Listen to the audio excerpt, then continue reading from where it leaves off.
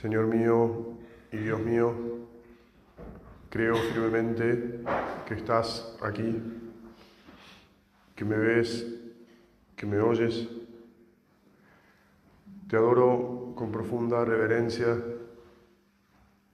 Te pido perdón de mis pecados y gracia para hacer con fruto este rato de oración.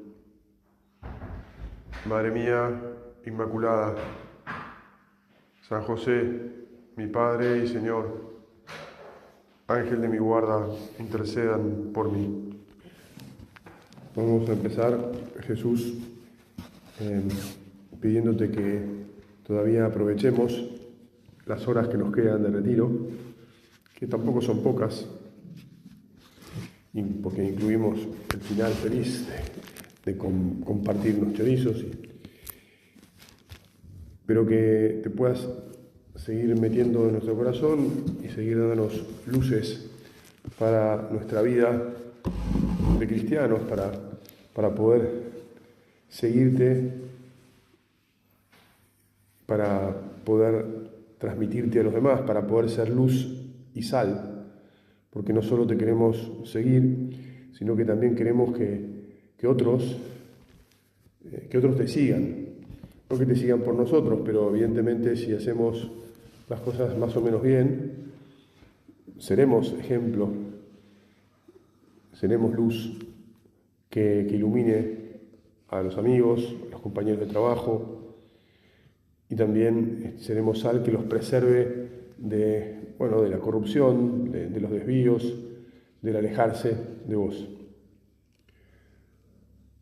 Lo primero que quería traerte a consideración es la honestidad en nuestro sentarnos, en nuestros pararnos delante de Dios. ¿Cómo es que debemos orar? ¿De qué manera tenemos que abrirle a Dios nuestro corazón? ¿Te acordás que en el Evangelio Jesús plantea una parábola para aclararle este punto? Les dice así, refiriéndose a algunos que se tenían por justos y despreciaban a los demás. Bueno, nosotros, Jesús, te pedimos que porque hicimos el retiro no nos tengamos por justos, que no nos creamos nunca mejor que nadie, que al contrario siempre te pidamos que nos ayudes a ser humildes y a reconocerte como el que nos va sosteniendo y nos va ayudando, porque si no, al final nuestra santidad está puesta en nosotros mismos y en nuestro esfuerzo y no en vos. Bueno, y entonces teniendo en cuenta a estos que se tenían por justos, les contó la siguiente parábola. 2 hombres subieron al templo para orar, uno era fariseo y otro publicano. ¿Te acordás que ayer te dije que los fariseos eran la justa, ¿no? O sea que dentro de la población del pueblo de Israel aquel entonces, los que hacían las cosas bien, los que las conocían, los que la tenían clara, los que se la enseñaban a los demás, eran los fariseos. El fariseo, de pie, oraba en voz baja. Dios mío, te doy gracias, porque no soy como los demás hombres, que son ladrones, injustos y adúlteros, ni tampoco como ese publicano. El que se la cree, en vez de mirarse a sí mismo y de mirar a Dios, se mira mucho a los demás y se compara. En el fondo se mira a sí mismo, pero desde la comparación y desde el creérsela, en vez de mirar su vida en referencia a Dios y con la humildad de decir, Señor, ¿qué esperas de mí? ¿Qué tengo que modificar? ¿Qué debería mejorar? Y entonces sigue relatando que dice, ayuno 2 veces por semana, pago la 10ª parte de todas mis entradas. Es decir, gracias porque soy tan bueno, qué fenómeno que soy.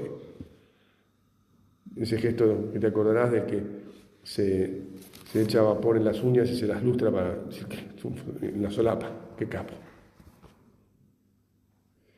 En cambio, el publicano, manteniéndose a distancia, no se animaba siquiera a levantar los ojos al cielo, sino que se golpeaba el pecho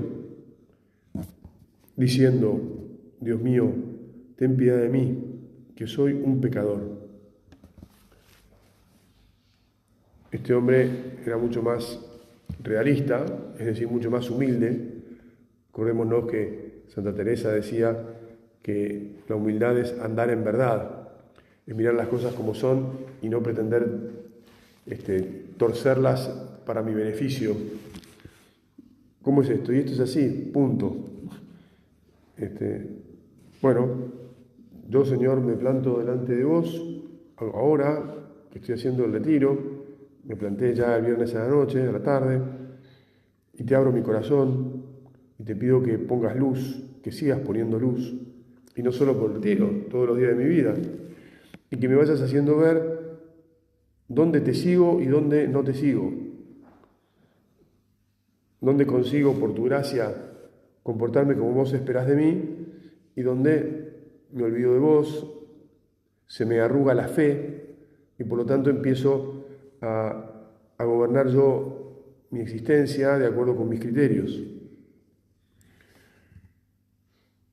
Dios mío, ten piedad de mí, que soy un pecador. Qué buena presentación, ¿no? ¿Te acordás que ayer estuvimos meditando la parábola del Padre Misericordioso y de los dos hijos y salteamos el trozo del regreso del que se había ido lejos? Pero ese hijo que se había ido lejos, cuando vuelve, había ensayado una fórmula. Volveré a la casa de mi padre y le diré: Padre, pequé contra el cielo y contra ti, ya no merezco ser llamado hijo tuyo, trátame como uno de tus jornaleros. Una actitud humilde, o sea, se había pegado tal palo, viviendo lejos y pasando hambre y teniendo que cuidar chanchos y queriendo comer lo que comían los chanchos y no lo podía comer. O sea, había tocado fondo de tal manera que, claro, me dijo: yo me equivoqué, me creí mil y me fui de pista mal. Y entonces vuelve con humildad. En realidad, antes ya de que él pueda decirle esto a su padre, lo que comprueba es que su padre lo había estado esperando todos los días, miraba el camino y entonces, porque lo ve desde lejos, cuando está lejos, y no lo espera el padre, y no le dice: ahora vas a ver, te vas a poner acá y te vas a arrodillar, y si no te arrodillas, no. El padre sale corriendo a su encuentro. Pienso que te acordarás. De paso, corte publicitario, acuérdense de lo primero que decíamos en el retiro: hay que leer la palabra de Dios y conocerla muy bien para que todas estas cosas nos salgan naturales, y entonces en el día a día, tac. Bueno, el padre había ido hacia el hijo. El padre no lo había ni dejado decir su fórmula de petición de perdón, no la termina de decir. El padre empieza a darle instrucciones a los servidores suyos de que maten el ternero engordado, de que le pongan sandalias en los pies, que le pongan el anillo en el dedo. Es decir, este es mi hijo. Volvió, no hay nada, ya está. No hace falta demasiadas explicaciones. Yo estoy contento porque sos mi hijo, yo te amo, independientemente de si te portaste bien o mal. Eso es lo que siempre nos dice Dios. Comamos y festejemos, porque mi hijo estaba muerto y ha vuelto a la vida, estaba perdido y fue encontrado. Ese es nuestro Dios. Gracias, Jesús. Gracias, Padre Santo. Que siempre tengamos esta convicción en el corazón, ¿no? Que podemos volver a la casa y siempre Dios nos va a justificar. En esta parábola que estamos siguiendo del fariseo y el publicano, termina diciendo Jesús: les aseguro que este último, el que había dicho ten piedad de mí, que soy un pecador, volvió justificado a su casa, pero no el primero. El primero había ido al templo, pensó que era un crack, que tenía que decírselo a Dios. Nada, ese volvió como había ido al templo lleno de soberbia, creyéndosela. Todo el que se ensalza será humillado, y el que se humilla será ensalzado. ¿Con quién está Dios? Con los humildes. No importa si la persona tiene o no muchos bienes. Ahora vamos a ir a la parábola del rico insensato. Lo que importa es dónde cada uno de nosotros pone su confianza. El fariseo la ponía en sí mismo y en su conocimiento de la ley y en sus obras, que pagaba el impuesto de todo lo que tenía que pagar, incluso más, porque era tan genio que pagaba más. Y no es así. Jesús, que nosotros siempre pongamos nuestra confianza en vos, que te abramos el corazón, que te preguntemos, ¿por dónde es? ¿Por dónde es? En esta parábola del rico insensato que San Lucas cuenta unos capítulos antes, dice así: había un hombre rico cuyas tierras habían producido mucho y se preguntaba a sí mismo, ¿qué voy a hacer?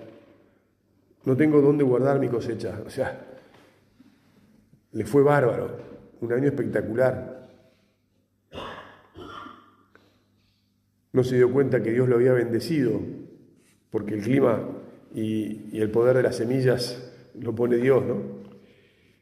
Después pensó, voy a hacer esto, demoleré mis graneros, construiré otros más grandes y amontonaré allí todo, mi trigo y mis bienes. Y le diré a mi alma, alma mía, tienes bienes almacenados para muchos años, descansa, come, bebe y date una buena vida. Parece un plan interesante, ¿no? Hay tantos que quieren vivir eso sin trabajar, o trabajando poco, porque son suficientemente vivos para hacer plata sin necesidad de poner tanto esfuerzo. Y sin embargo, ya sabés cómo sigue la parábola. Había puesto su fortaleza en el lugar equivocado, en lo que había amontonado él. Parece un poco dura la parábola, ¿no? Porque Dios le dijo, insensato, esta misma noche vas a morir. ¿Y para quién será todo lo que has amontonado? Esto es lo que sucede al que acumula riquezas para sí y no es rico a los ojos de Dios. Termina el relato. ¿Nosotros dónde nos apoyamos? ¿En nuestras capacidades profesionales? ¿En lo bien que nos va en el laburo? ¿En si, no sé, los que están casados no tienen problemas con la mujer porque dicen, mira, acá tenés extensión de la tarjeta, no hay problema? ¿O en la confianza en Dios? ¿Va a ser un problema o es un problema en tu vida tener un sueldo más ajustado y tener que conversar con tu mujer sobre qué gastos vamos a hacer y qué gastos no vamos a hacer? Y si no podemos irnos de vacaciones, ¿dónde está la felicidad? ¿En la unión con Dios? ¿En la caridad vivida con todos? ¿En el estar felices? Creo que te lo dije, ¿no? Pero vale la pena, de vuelta en la presencia de Dios, acordarnos, ¿no? En Nigeria, que es donde estuve, la mayor parte de la población no tiene nada. Y hoy tiene que ganar el alimento para hoy. Es decir, es una situación donde la confianza, desde luego, está obligadamente puesta en Dios que me ayude, porque si Dios no me ayuda, ¿te imaginas que la gente pelea por sobrevivir de una manera tremenda? Y hay mucho, bueno, es difícil hasta que se ayuden entre ellos, porque la supervivencia es lo que está en juego, ¿viste? Pero confían en Dios y son felices. Son mucho más felices con nada y incluso con esa espada de Damocles que es todos los días, ¿viste? Tener que matarse para seguir viviendo, valga la expresión, porque confían en Dios. No confían en ellos. Bueno, es todo más profundo. Otro día los podría contar más, porque después lo que sucede es que el que va progresando se olvida de los demás, se separa, en líneas generales, lo que uno observa, ¿no? En esas sociedades, donde el ciclo que es, bueno, cuando me empieza a ir bien, quiero que me vaya bien y quiero relajarme y no quiero no quiero tener que correr tanto, y entonces tienen más, pero no se fijan en darle al que está al lado, no se fijan en compartir, sino que, o sea, la solidaridad es un tema existe bastante poco, aunque en realidad hay gente, millones y millones y millones y millones de personas para ayudar. Pero los que van progresando no se fijan tanto en los que todavía no pudieron progresar. Bueno, rico, insensato, habrá que decirle a esos también de Nigeria. Esos son los que van perdiendo la felicidad, porque cuando empezás a tener en esta vida y empezás a preocuparte por acumular, digamos así, para no perder lo que tenés, en el fondo, ¿por qué se trabaja tanto hoy en día? Y porque en el fondo los bienes materiales exigen mucho trabajo y mucho esfuerzo. Si confiásemos más en Dios, y si en vez de tener como meta en la existencia tener una mejor casa, tener un mejor auto y un lugar más lejano de vacaciones, si en vez de eso nuestra meta fuera, te pedimos Señor que siempre sea, ¿no? En realidad, ustedes aquí, bueno, está claro que demuestran que están siempre calibrando dónde ponen el empeño y lo ponen evidentemente en el prójimo. Ahora vamos a la parábola del buen samaritano, ¿no? Pero también se nos mete el ambiente generalizado, donde también pasa acá en Argentina, ¿no? El que tiene quiere tener más. El otro día escuché una conversación de una persona que hablaba que tenía a sus hijos en un colegio muy exclusivo de la zona norte. No era Newman, claro, para que no piense que era Newman. Y la verdad que me quedé, yo escuché y dije, pero estos pibes están de la cabeza mal.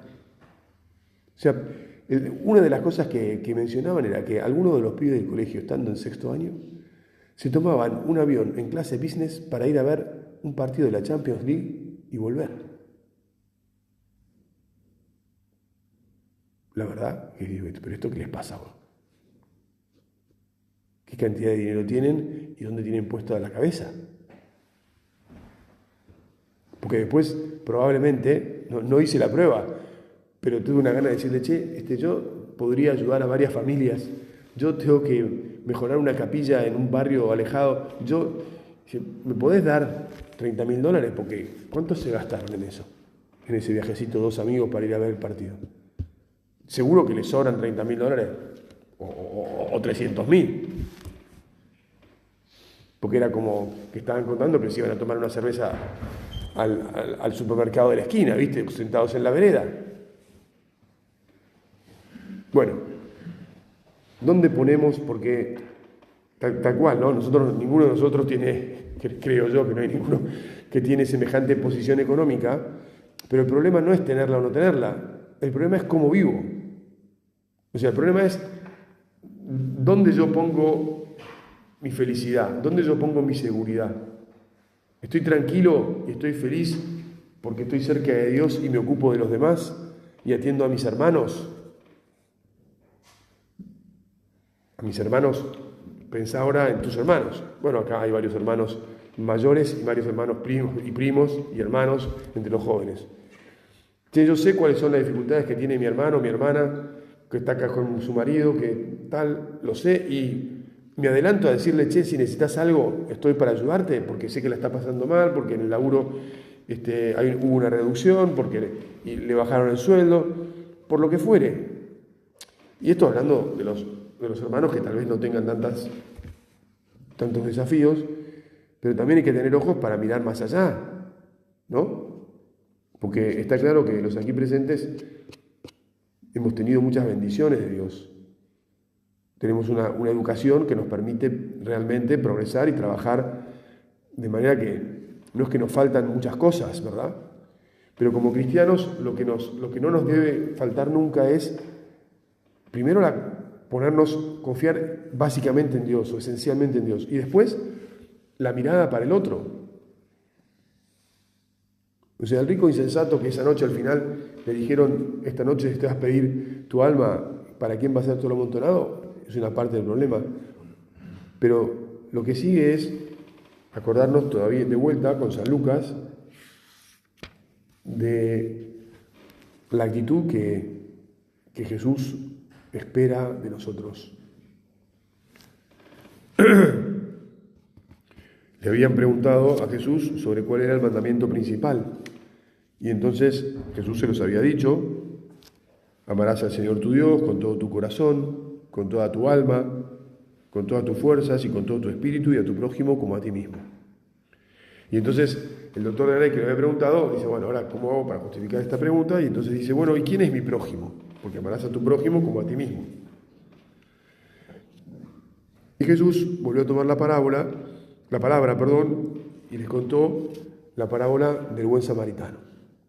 ¿Te acordás de esa historia maravillosa en la que dice que un hombre bajaba de Jerusalén a Jericó?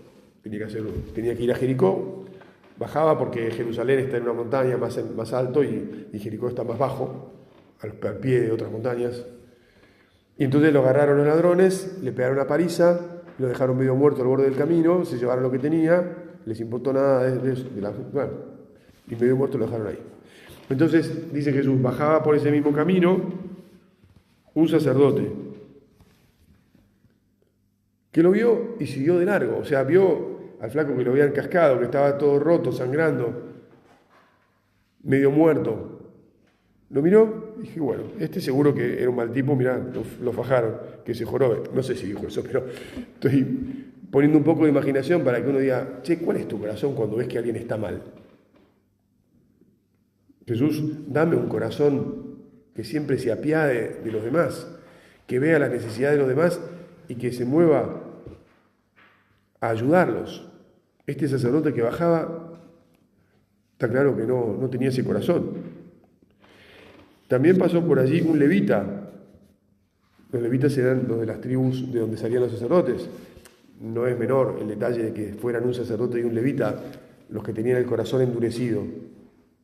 Como para que nosotros también nos preguntemos: che, ¿yo cómo tengo mi corazón? Porque si el sacerdote y el levita lo tenían endurecido, a cualquiera se le puede endurecer. Cualquiera puede ponerse como unos anteojos negros que no le permitan ver las necesidades de los demás. Lo vio y siguió su camino. Pero un samaritano, y también no es menor, los samaritanos eran la gente que vivía en la región central, digamos. Al norte está Galilea, al sur está Judea, en el centro está Samaria. Y en Samaria había unos pueblos que no eran de los judíos, y entonces las tribus que fueron a parar ahí se mezclaron con los que vivían antes, y entonces dejaron de ser fieles al Dios de Israel.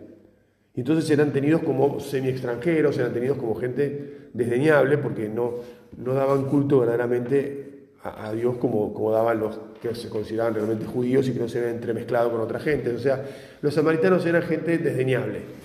Mirá. Y dice: un samaritano que bajaba por allí, al pasar junto a él, lo vio y se conmovió. El primero lo vio, a veces nosotros ni vemos. O sea, ni vemos, no registramos que pueda haber alguien que lo necesita.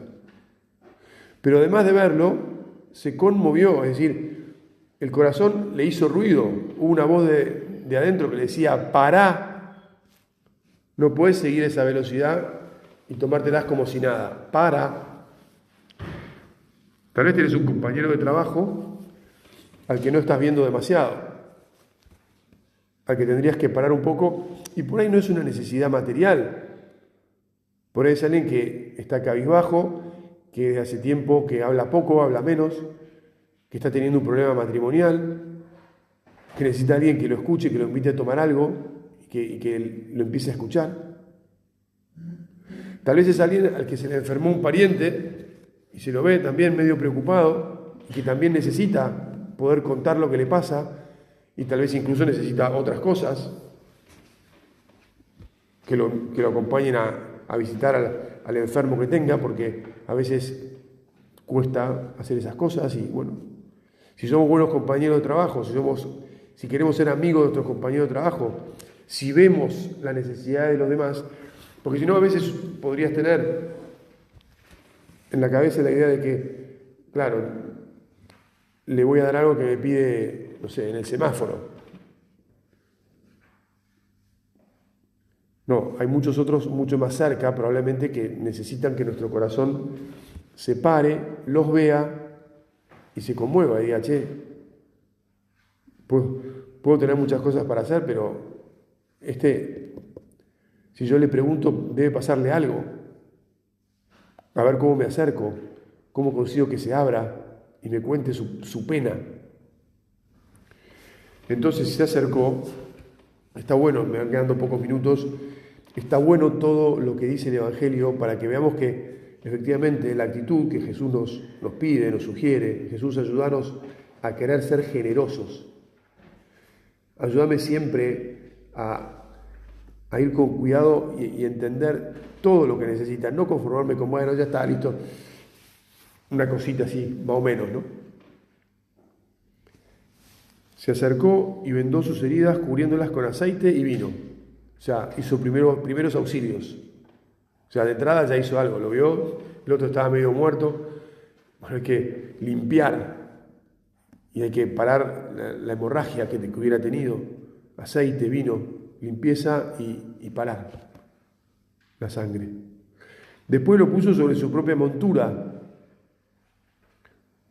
Lo condujo a un albergue y se encargó de cuidarlo en el albergue.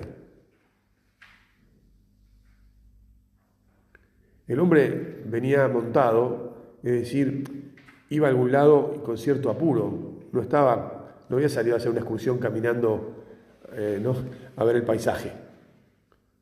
Tenía algo que hacer que dejó y se quedó toda la noche con el otro. O sea, realmente cambió sus planes. Jesús, que yo sepa cambiar mis planes por las necesidades de los demás. Tal vez alguno tenga que cambiar sus planes, no sé, incluso de vacaciones, o sus planes de vida, los que son más jóvenes.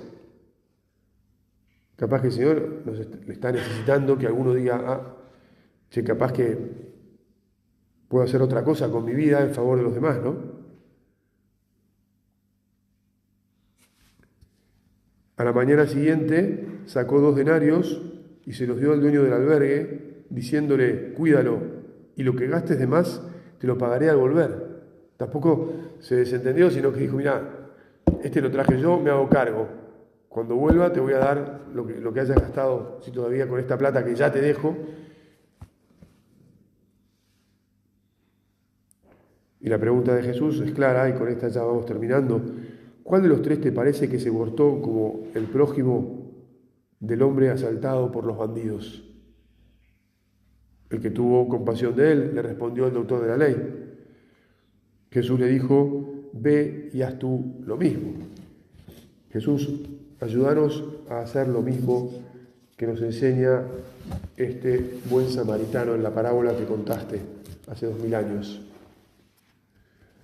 Ayúdanos